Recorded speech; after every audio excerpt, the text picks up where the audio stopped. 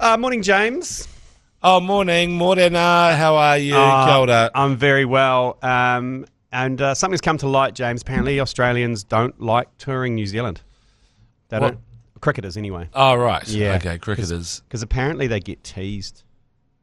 Oh, is everyone being a bit mean out there? This is some audio from some wounding cricket podcast in Australia. I remember New Zealand tour back in COVID, I think it was 2021, when Josh was on it.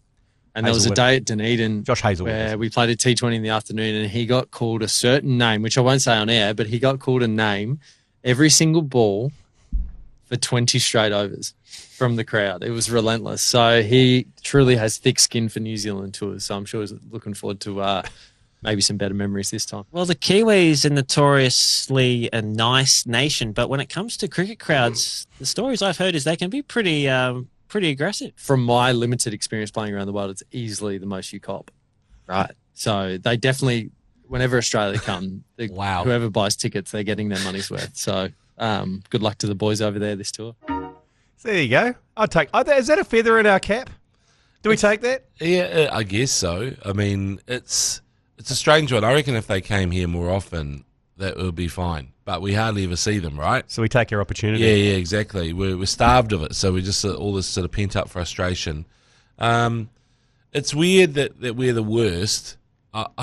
Mate, there is something about cricket crowds, because, you know, when you're a youngster and you first go to a rugby match, and people might say they've been doing it all day, ref, and that's about it. And then cricket crowds, it's like everyone's boozed. Well, also there's fights breaking out. In cricket crowds as well. It's very quiet, so you know that the players can hear you. On a rugby field, the likelihood of you screaming out something to Richie McCaw and him hearing is very, very, very, very small. At a test match, yes, because you know that they're all basically rich people in puffer jackets, and at an All Blacks game. Well, I mean, you know, it's quite expensive, but anyone could get back into a cricket game. I'm going back in time, G Lane. Yeah, and you'd get the lowest common denominator in those cricket crowds. Like they were. Definitely borderline. I mean, they're shockers. There were some absolute shockers in there. Well, but it's kind of entertaining in its own way. But I can't remember, apart from someone's a wanker. Yeah. Can't remember anything more detailed. No, it's usually pretty puerile most of the times. But Aaron Smith at the first Black Clash. I was chatting to Aaron Smith. He played the first Black Clash. He was a good cricket player. Little compact little batsman. Yeah, he'd be like a little Jonty Rhodes in the field, wouldn't he? And he was on the bus afterwards and we were chatting to him and he goes, man, fuck. It's like, I was on the boundary. Fuck, I was copping it. Like, he goes, I don't know what to do because on rugby, you don't hear the crowd at all. And in cricket, I was on the boundary and they're fucking calling me names. And I was like, what were they calling you? And he goes, oh, your fucking nicknames. They were calling me fucking Dick Pick and After David. And I was like, oh, sorry about that. You've created a monster, G Lane. I'm putting it all on you, actually. But then he was saying to the cricket players, how do you guys concentrate? Because I could not concentrate because people were just, some people were saying nice things, but then it was just constant from the boundary. Poor After David anyway. It's a bit of bullshit from that guy, Ryan Philippi, there, because he's saying New Zealand crowds are the worst because he doesn't have to go up against fucking Aussie crowds. Yeah, Aussie crowds are the worst. We got, on Australia Day at the Adelaide Oval, we went and watched a one-dayer, and when Australia lost and Shane Bond got 5 wickets, we had to get escorted out by the police because the Aussies wanted to kill us. There'll be zero difference when they're quite right, Joe Jury. Once you go and play in Australia, and you could see it when we were younger, you know, like the going out Bay 13, remember, at the MCG, and Richard Hadley going over there to field. I mean, holy crap! It's kind of weird though, because even a drunk munter will sort of respect greatness. Yeah, do you know what I mean? Even a drunk munter. Yeah, greatness gets through even to a drunk munter. So when Hadley goes over, there's like, oh, okay, this is really cool. I'm getting to see one of the all-time greats. Let's just still call him a wanker. Yeah, we'll still call him a wanker, but it's more like it's a sign of respect. It's like they're kind of excited that he's over. Like any little wave or acknowledgement, they just get a real thrill out of. But if you're just a NPC, as they say, you know, just a basic character, basic cricketer sent over there, it's absolute lamb to the slaughter, One of the great crowd sledges, and I've told this before, was a test match in Eden Park During Chris Cairns' famous bad attitude, his nickname was BA, bad attitude, and in this test match, he got caught out on the piss in Auckland mid-test match. And he wore, this particular test match, he wore black boots for the test match. So he was sort of all whites and black. It was quite controversial. He had that long bob haircut, the long curly bob. And he was at the top of his run-up. And it was Eden Park. There was about 500 people there. So his run-up, he would have been about 20 metres from the fence, given the shape of Eden Park. And this wasted guy goes, "Get a haircut, Cairns." And you could hear it clear as day. And Chris Cairns was at the top of his run-up. And he turned around to the grandstand and he just goes, "Fuck you!" Gives him the fingers. And it echoed all around the stadium. And we were just like, yes! Yeah. It's one of the greats. It was just an example of how you could just get into someone's head at a test match because there's no one else around. He sure fixed them. Fuck you. I reckon that I remember seeing an English cricket fan at Lancaster Park. It was a New Zealand one-dayer. I think Chris Kugelheim, my old cricket coach, Sledge, we used to call him because he looked like Sledgehammer. Yeah. He might have got us some tickets, so he was a great man. Still is a great man. Didn't throw his accreditation over the fence like he got. No, but he's been hooking up like scavengers, grifters like us since ages ago. Yeah. So we're in there, and this English fan, he was massive, and he was just abusing everybody, and we're going, what? And we weren't going to sort him out. He was like the big Vinnie Jones type. "Oh, fuck you, what you got? Come on then, I'll take you all on. Sing a song." Yeah, exactly. You're fucking useless, terrible fans. And then he made the mistake of urinating, quite impressive, on the terraces. They're sort of gravelly terraces, but some official saw him and he got taken out. And he was a bit unlucky because I think he could have got away with that if there were a few more people around him, but everyone had kind of cleared a space. And so his urination was there for everyone to see, and he was dragged out of Lancaster Park. But I remember thinking, imagine 5,000 of them. Jesus Christ. Jesus. Okay, right. Live from the Export Beer Garden Studios. This is the agenda for Friday, the 3rd of October. The Agenda Podcast, the home of sporting nonsense and claptrap. Brought to you by Export Ultra. Yeah, claptrap at the top there. Right, on the podcast today, round 2 of the Aussies versus Black Caps. Razor pulls Leicester back in. And who's going to win the NRL Grand Final? But first up, the cricket. Second T20 is due to be played tonight at the Mount, at the Beige Oval. But the weather looks pretty shit. Yes. So I doubt there's going to be any play today. Well, let's talk about the scheduling of this tour. The only reason why it's at this time of year is because of Australia. There's no way New Zealand would schedule it in October. We know October isn't really crickety weather. Yeah, I know you're getting into the nets, and good on you for starting your season. Shout out to all the club players and grade cricketers or whatever you want to call them. Last man stands, that starts in a week or so. It's good stuff, Like, it's great. You'll be creaky, your arm's sore after the first net session if you're a bowler. Oh, that first throw where you get pins and needles? Yeah. Oh, what? I can't do this anymore. You get used to it. But you shouldn't be playing international cricket in New Zealand at this time of year. It's a bloody joke, and I blame Australia. Same. Yeah. I tended to blame them for everything anyway, but particularly this tour. NZ Cricket doesn't want this. By the way, Scott Weenan, great guy. He's the CEO of NZ Cricket. Loves the ACC. Yeah, huge fan. Yeah. Huge fan. What a difference. What a difference, because you're all ex-cricket coach. Literally a guy who coached you at school, David White, didn't like the ACC. Oh, he didn't. He did say that to our face. He might have said that behind our back, but to our face, he said he did. Okay. Sorry, Dave. But I think what he'd do is he'd just get his minions to come after us. Oh, yeah, exactly. Release the hound, Smithers. Looks like no play today. I put my money on nothing will be played today. But tomorrow looks okay. It looks just showers. It drains very quickly at the Mount, so it doesn't sit around in like Napier and Poole.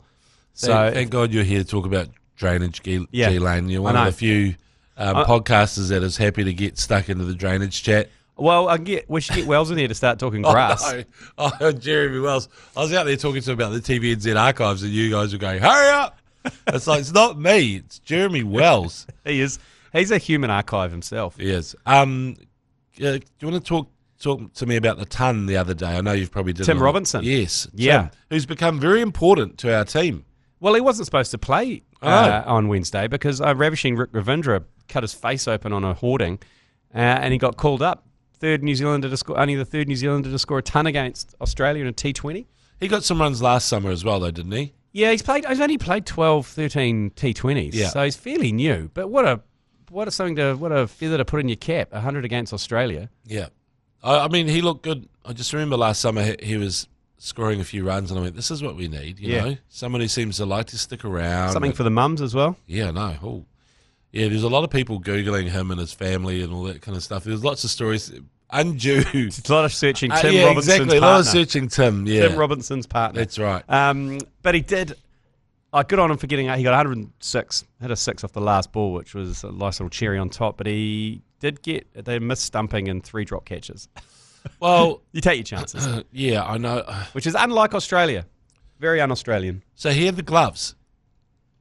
No, he got a missed stumping. he was, right. Yeah, he got a okay. missed stumping and he got dropped 3 times. Right, okay. Yeah. So on his Because way I'd there. say side fart would have been. Oh, well, I didn't see the game because someone texted on the CGW group chat that we're playing Australia in cricket. So I turned on Sky, and sure enough, it was the women's game. So I just thought that's what they meant, and I watched that. And that wasn't much better.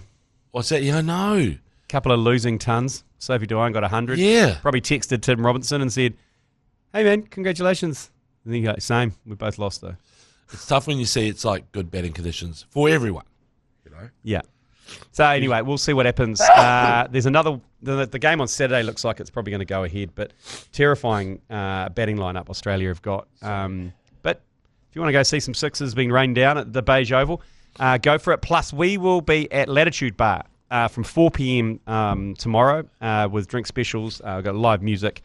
So you can have a bit of a pre-game, maybe wait for the weather to stop and have a couple of beers with us. And if it gets rained off, come bring your ticket and I'll buy you a beer. There you go. We're broadcasting live from the bar as well. So if you don't want to go to the ground, you can just stick around with us at Latitude Bar there. Right, I'll take a quick break because Find Me an Igloo is back in black. Rightio, Razor has welcome back Find Me an Igloo. Lester Whanganuku is back in the starting lineup. James McOnie, he is going to be on the left wing. Leroy Carter on the right wing. And the only other change is always blow on the Quinn Tupaia. Gets a start at centre. Yes, indeed. Have you got the team list? Yeah, it's right in front of you. It's on 2 separate pages. Yes. I've got Whanganuku has been playing in the midfield for Tasman, second 5 and centre.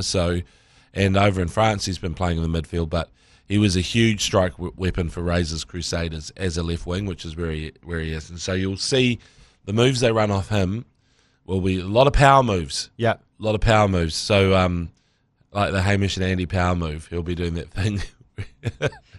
So, which is actually quite a good segment, that.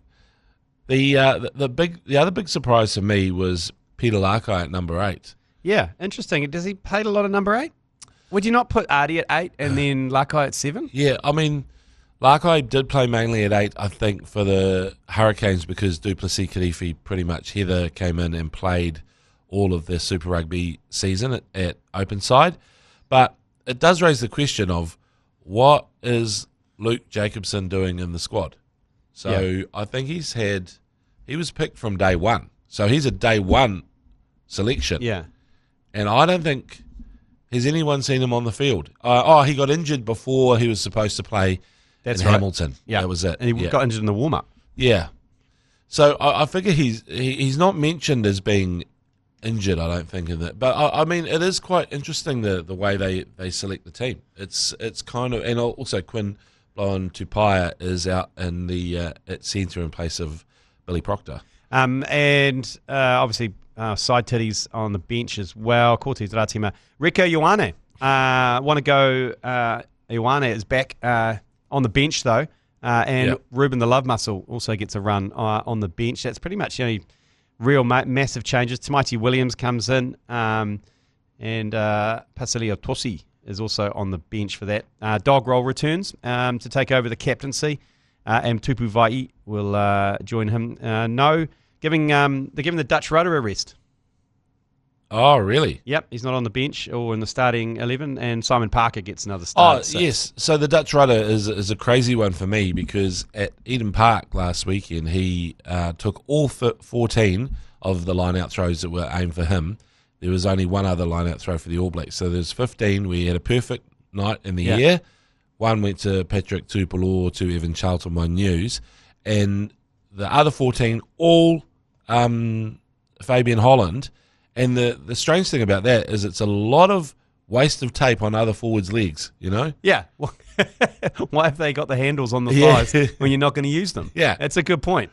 But, yeah, a lot of tape went out. I guess maybe the odd, what do you call it, kick-off and that. Generally those lifts, anyway. It was amazing to me because I looked at the stat on one of the websites and I went, is that right? So I went back and looked at the game and went through every line out, and yes, it was correct. I always think that, you mentioned the tape. I always think there's a case for wearing stirrups. Like, so they go up the side of your socks and down under your foot in a stirrup, and that can be the handle in which you biff up the lock. Are you allowed to throw them in the air and, lose control of them? Like Cirque du Soleil? Yeah. I don't think so. Because that would be quite good if you just biff them up in the air. Then you get really little under 85 kg locks. Yeah, and just like Hoon Finley, put Finley Christie at 2 and just throw them up 4 metres. Well, he is a gymnast. There you go. He would be able to handle it. At the TAB, though, they've got Australia at $2.50. So remember last week, they went out to $5 last week, but they've come back to $2.50 since they're playing over in Perth. And the All Blacks at $1.50. So not a bit of love going in for behind Australia to take this one out over in Perth. So can I tell you who's unavailable for selection? Yes. I won't go through their injuries. Oh, it's quick, actually. Tyrell Lomax, Yep. thumb. Caleb Clark, ankle. Bowden Barrett, shoulder. Ethan de Groot, concussion. Ollie Norris, back. Amoni Narawa, rib fracture. Timothy Tavatava Nawai, fractured radius. So, so it's kind of, it's fine. I quite like the team. But it is interesting, for a player who's been in the squad, who's selected at the start. Yeah, Luke Jacobson, Luke doesn't really get Luke in because, and he's played quite a lot of number 8, but, Larkai to me is one of those elite guys waiting to happen. Yeah. Like when he came in, can you remember early in that French test last year? I don't know if did we commentate that? Yeah. I think we did. We got really pissed off, didn't we? Yeah. And we were, he came on because Summer Penny-Whenau got knocked out in the first 5 minutes and played the whole game, and shit, he was good. Yeah. So I feel like Larkai is one of those guys I've been waiting for him to come back to full fitness anyway. And does anyone care who wins the Rugby Championship? Do you get anything apart from the trophy? Is there any money on the line? Because South Africa win by a bonus point against Argentina in Twickenham, they will win. If we win by a bonus point and they don't win by a bonus point, do we win? Yeah. Okay. Argentina's not going to do anything. Nah, that's true. Well, it's at Twickenham though. It's Twickers. That's right. It's not in South Africa. So yeah, they might feel a bit of freedom and running and because when they beat the Lions, that was impressive. Argentina. Yeah, well Dublin. they beat England at Twickenham as well. I went to that game where they beat England. So the Wallabies side, no massive changes there. Tane Edmund comes in at 10. O'Connor back to the bench. I don't think that experiment worked that well for them at Eden Park. So yeah. And Tongan Thor has been benched as well. And Will Skelton is coming in the second row for the Aussies as well. Last game for the Ugboot. He's announced he's retiring at the end of this test match, James Slipper. Yeah, I mean, it's quite interesting how consistent they are with their selections because we've been quite the opposite. We've definitely done a rest and rotation, haven't we? Yeah. No, that's pretty much. Daungunu gets a start at 11 as well. And so that's a small change there. Right, moving along to the NRL Grand Final. It's Sunday night. I don't know if it's a daylight savings kicks in or not, or if it's whether it's 9:30 or 10:30 on Sunday night. 10:30. Jesus, that's late. Is it though? Jeez, damn it. Starts at 11 o'clock on Sunday night. That's too much for me. I can't do that. But I have to say I'm putting everything behind the Broncos. I'm loving Reece Walsh's character as a NRL heel, and for the Broncos. So I don't know though. Storm Broncos, who are you going for? I probably would lean towards the Broncos just because I feel like the Storm one of those teams that, you know, they've started everything in the game that's been banned has kind of started from the Storm. Yeah. They're so clever. This is the thing. You just have to grudgingly admire that team because they are the innovators, you know? And then whatever tackle that they outlaw, it started at Storm Training HQ, you know, because they go, this will slow them down, this will slow them down, this will bloody stop him. Squirrel grip. I don't know if they didn't do that, but everything else. And so yeah, and also they've got one of those teams, both of these clubs have got teams that don't look like they should be able to fit under a salary cap, so you can't really argue either way on that. Yeah. I do think that Harry Grant, the Storm hooker, is outstanding, just the best player in the game. Like, I know, well, let's just say the best little player in the game. Yeah.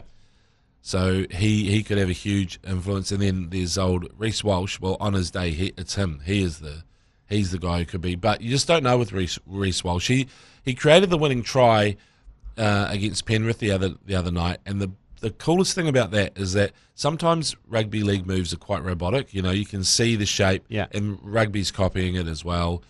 You know, front door, back door, whatever you're going to do. Is it going to be that short ball to the guy aiming in? Is it going to be the guy on the outside and try and fool them in that respect? Well, Reece Walsh just ran into a couple of defenders, tried to get his arms free and netball past it out to the wing. I love that shit. It's like, do something different. Yeah. And that's what he does. So I'd probably be okay. Same amount of Kiwis in both teams, I reckon, G Lane, although more influential Kiwis, you know, in the Storm, because you've got Jerome Hughes at halfback and Ali Katoa and Warbrick as well. And no New South Wales teams in the grand final. How long's that? It'll upset them that basically they're hosting the grand final, and you've got Queensland and Melbourne. I know a lot of Sydney people are annoyed, and I'm like, but don't you just support your own team? Like, aren't you just Tigers for life? I don't get that. Yeah, it wouldn't happen in any other sport where in football they go, oh, I really wish, you know, an Arsenal fan wouldn't say, I really wish Spurs was involved. They're not going to say it. But G Lane, I'm sitting on the fence massively. Got to pick it right up my jacksie, but I'm probably rooting for the Broncos. Yep, same. I'm going. I just want to see what Reece Walsh does to the crowd when they win, whether he gives them a double bird. Reece Walsh is paying $7 as the Clive Churchill medal winner, right? Which is pretty good because if the Broncos win, he'll win the game. Yeah. So that could be a good punt. Perhaps. Should we do that? Oh, should we do that then? Let's do that for our TAB agenda hunch. We'll stick that on Reece Walsh to win the Clive Churchill. Okay, that's done. We'll take a quick break, James, and we've got a few yours pleases to get through before we hit the weekend. Yours please. Brought to you by Export Ultra. Rightio, first one, yours please. G'day Murray, first time in a long time. Player comp, sort of like Russell Crowe and Gladiator, to be honest. I was just calling up to say thank you. I called in last week to say how do I deal with the corporate boozer. Yeah. I wasn't the slowest antelope. I did leave pretty early when the tro shots came out. I made my excuses and left. I find myself, I'm chasing the ABs. I'm going to be in Perth for the game. Ooh. I've wrangled another ticket to another box, but it's with strangers. Same rules apply. Cheers. Bye. Well, yeah, this is a gentleman who got in touch with us last week around how to approach the corporate hospitality at a rugby game when it starts at 1 p.m. and the game starts at 7. Yeah, the people that get there early, I've seen people rush to a corporate box. Obviously, there was traffic at Eden Park the other week. Yeah. And I think people coming up from the Waikato It was an horrendous. absolute cluster. So I saw people sweating, even though they were well ahead. It was like an hour before because I was meeting you at 4, right? And it was about 4 o'clock. So they were fine. But they were pissed off they missed out on their boozing time. I could see it in their faces. They're like, where do I find bucks? Blah, blah, blah. It's like, this is my only chance. Where's the free piss? And it was it was a woman and her husband, but she was definitely the one who was sweating. She was like, we had an invitation for 2:30. Yep. And it's 4 and I need to get a Chardonnay in me ASAP. Exactly. But how do you approach, because that was a work one, and we gave him some advice around how to approach the work boozer and, you know, not end up in HR. But obviously he's got a ticket to a box in Perth now with strangers. Yeah. Do you approach that differently? I think you can, particularly if they're Australians. Yeah, I think so too. I mean, it's a hot climate, isn't it? So you want to get in there. Yeah. I just think if they're offering mixes, then maybe take it easy. Don't go in straight away for Don't get in the rumbos. Don't get in the rumbos, the Long Island iced tea, the sea breezes, or whatever they're offering. Yeah. I mean, it seems like a good idea. Oh, it's a cool drink. I think you should just go for hammer and tongs because he's a fly in, fly out. Stubby with a condom on. Yep. You know, put your stubby sleeve, your Peter Gus stubby cooler in there. Yeah. And then just sit on that for a while, and then I reckon build it up to the point because you don't want to be the one who's drunk before kickoff. So do you think have a strong second half? Strong second half. Finish strong. Okay. And you've got a Uber booked or something like that, so you can actually smoke bomb. Yeah. Next one, yours, please. Yup, please. Coming to you live from the Nui Park. The Aussies are absolutely pumping us, and I've had enough. I'm sick of New Zealand cricket treating us like shit. I fucking come here every week, and we get pumped. G Lane, sort your shit out. We need to get a crew in here. Half the fucking spectators here are fucking Australian. It's ridiculous. Anyway, up the Nui and fuck everywhere else. So, obviously, a fan at Mount Maunganui at the Beige Oval, they're not happy with the result. They did get pumped, unfortunately, and it was quite a cold westerly hooning across the ground as well. I heard it was really, really cold. Yeah. Melody Robinson was saying it was freezing. I went, yeah, well, it's October. Yeah. I mean, 1st of October or whatever it was, 2nd of October. What are you doing? Yeah. This shouldn't be cricket. Anyway, we've touched on that. Usually there's good crowds in Mount Maunganui. We're there tomorrow, mate. We'll see you tomorrow. Come down to Latitude Bar at 4 o'clock and say good day. I'll buy you a beer. And then we'll fire everyone up and send them down to the Beige Oval for the third T20 there. So good on you, mate. G'day, boys. I learned a couple of things tonight. One, when your kids are away for the school holidays, don't invite your missus out to the shed to watch cricket. Turns out ACC commentary isn't her thing. Also, me smashing tins and yelling at the TV is not her thing. On a side note, though, the old 4 and 20 pies, they go good. There you go. Just tuck it into my second one as I cuddle up to the blue heeler and sleep on the floor of the shed. Why would you invite the missus out to the back shed to watch the cricket and listen to the ACC? She probably walked in a bad time. Probably during around Bush Chat. Now, Bush Chat really revolved around when was the first time you saw a non-mum bush? Oh, so not your mum's bush. Yeah. Where was the first time you saw full bush? What, in the flesh or just on a page? In the flesh. No, it has to be. It's not 2D. We discussed that. It can't be 2D. It's got to be in the flesh. Bush in the flesh. So that conversation, I think, went on for about an hour and a half around bush. Isn't that an Annie Lennox song? Bush in the flesh, that's all you'll ever be. A bundle of pubes, that's what. And then there's obviously a lot of famous Bushes. Kate Bush is Mike Bush, the former police commissioner. Yeah. There's the band Bush. Yes. So there's a lot of Bush around that you don't know about. Yeah. Bushes all Billy Bush. around us. Yeah, Billy Bush. But Bush was big back then. Bring back Bush. Yeah. I'd say bring back Bush. That's what we're saying. It's hard. There's a lot of deforestation out there, though, that I'm not sure it can grow back. No, I think I see what you're saying. Yeah, there's a lot of kind of. It's been a shock and awe type thing. Yeah. Look, it's been napalmed. It has, yeah, blitzed. I think there's room to bring it back. I just wonder whether does the ACC want to run that campaign? Bring back Bush. Do we? I mean, maybe not. We would get behind it. Oh, yeah. I mean, I don't mind fronting Bring Back Bush. Okay. But probably that gentleman there's partner probably didn't appreciate Bush Chat. But good on you. Obviously, I hope you get out of the shed this weekend. I'd recommend staying there, actually, given the cricket and rugby coming on this weekend. And curl up to your little blue heeler. Yeah. Okay. Next one, yours, please. Last one of the week. Brian here. I'd just like to say thank you to the Alternative Commentary Collective and the good people at Disney Plus. I just spent $500 at the shop on Export Ultra and Disney affiliated products.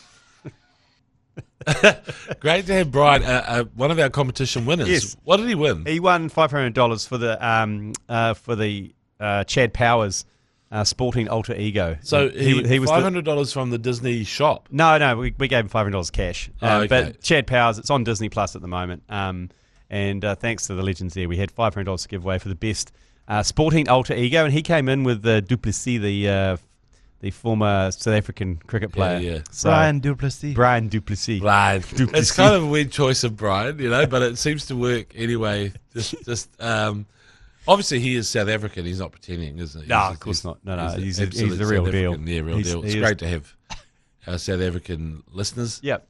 Absolutely. Well, knocked on the head for this week. Thank you, James. Don't forget commentary tonight if it's on. Tune in at 7 p.m. Anyway, because we'll talk rubbish for a few hours, even if there is no cricket.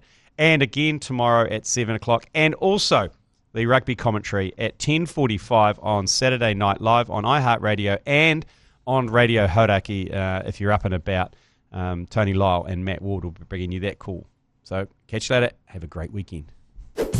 You've been listening to the ACC's Agenda podcast, brought to you by Export Ultra. For more episodes, like and follow on iHeartradio or wherever you get your podcasts.